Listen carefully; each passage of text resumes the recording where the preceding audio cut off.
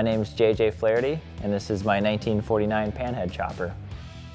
Well, I built this bike for People's Champ competition for Born Free 7. The way you got into that contest was it was kind of like an Instagram-driven deal for, garage builder kind of guy to get a chance at the Born Free show. Well, there's probably like 100 people that entered, and then it just keeps getting voted on down the way, and then the winner of it got to show their bike in the Born Free show. All of our bikes were there, but yeah, the winner got to be in the corral with the invited builders. The wildest 7 months of my life, because I always, maybe I bit off a little bit more than I could chew. I bought a Panhead, and I was a rider, and I was like, man, I kept going back and forth on if I was gonna do it or not, because I planned on putting in a different frame. I had a different frame and stuff, and I'm a machinist by trade, so I thought to myself, well, if I'm gonna do it, I'm gonna go all in, and I'm gonna just build everything. Once I made that initial cut, then all I did was hang out here and at work for 7 months straight. I don't think I had any friends left after that, because all I did was work on this thing. So my idea for the frame, I really like the way iron head frames look. I really like the way single down tube frames look, and I like the way wishbone frames look. So I took all those aspects and I wanted to do some things that were a little bit different. I like the way a straight backbone looks. So if you look inside of the bike, the backbone and the rear triangle are just a straight line. Yeah, there's no chain adjuster on there. I knew what my gear ratio was going to be, because I wanted to be able to take it anywhere and go to highways, so I had that measured out from the old bike. So the same primary, same sprockets, same everything all the way through, and I just pulled those measurements all the way back. You can't really see it, but it does have a chain roller that I can adjust up. Based off like a stock Harley geometry, it's technically 3 up, 40 degrees. It's 1 inch shorter in the back, and the transmission is raised up. So I was trying to make the crank, the transmission shaft, and the rear axle one line. So I had all these weird angles going in here that needed to add up, and it ended up working out good. I kept everything real tight. I like the way when stuff looks tight and compact, so that's why I notched the backbone around the head and the seat tube around the rear exhaust. Yeah, the front end, I pretty much took the measurements off a Wargasser tree just to see what their offset was. Yeah, I made the triple clamps out of stainless. My friend Mark Johnson at work helped me do that one night after work. The tubes are actually forking by Frank, but they're 35mm Harley show-off forks, just the tubes and the internals. But I had to make them so that they didn't have a taper on top. They're just squared. I just called them up, and I made those lowers out of seamless chromoly tubing that I had honed to fit these fork tubes, and I just put O-ring seals in them. And then I welded them, and then I work at a machine shop where we do cylindrical grinding. So I ground the outside diameter smooth, so it was almost like a chrome finish.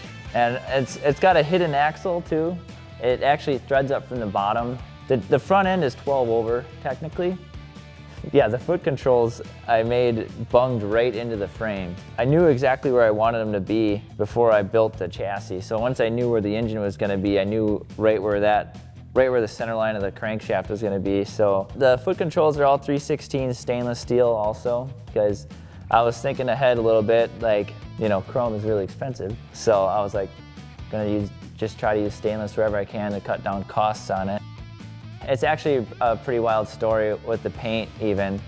So I had done the first Boonie bike beat off of all things, and Jamie, Blue Moon Customs, had painted the trophy, and it was a skateboard deck. It was really cool. He knew that I had won that trophy that he had painted, and when I started building it, he's like, hey man, you got anyone to paint your bike?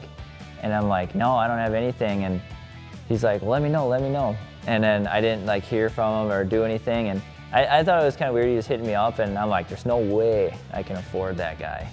Just knowing what he had done in the past and whatever. And finally I called him, and I'm like, well, I was gonna powder coat the frame, and he's like, oh my God, don't you dare, freaking out on me. And he's like, dude, just bring it here, I'll take care of you. He's like, well, what color? And I was like, I want to do purple. And he's like, I love purple. My dad used to build hot rods when I was growing up, and when I was really young, he built this 31 Ford that me and my brother were just in love with, and it was purple, and it was like pretty 90s at the time. It had hot pink pinstripes on it, and so I'm like, it has to be purple. And it just so happened that Jamie is tight with Calico, who did the pinstriping on my dad's street rod in 1993 or 4 or something like that. So it just all came full circle. So Calico laid those flames on there. Kurt, who's in my shop with me, he builds mini bikes. He was always talking about running an internal throttle. I'm like, well, I want to run 7/8 bars. I got a 7/8 frame. There's no way I'm putting 1-inch bars on it. He's like, well, I found out that the Honda Trail 50 ran internal throttle in 7/8, so I bought all the parts. He's like, I'm gonna put it on my mini bike. He's like, when I do it, I'll write it all down, I'll figure it out. And you can buy all the parts from like Honda for like $30. It comes in a bag, so it's literally a Honda throttle assembly. You just mill the bar and drill it and tap it, and you got a Honda Trail 50 throttle on there.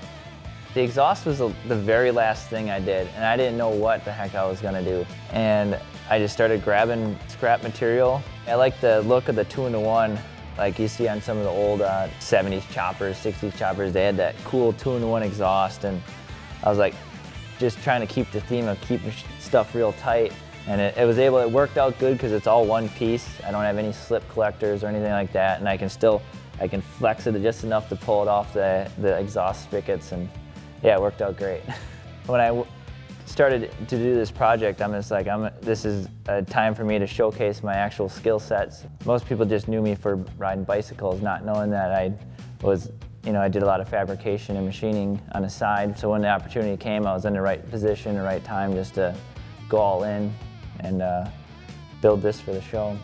I mean, if you're young and you're into bikes, I mean, take all your high school shop classes you can, learn how to weld, learn how to use a Bridgeport and a lathe, because then, I mean, the possibilities are endless for you. Try to go to your local bike shops if there's one. Talk to the old guys.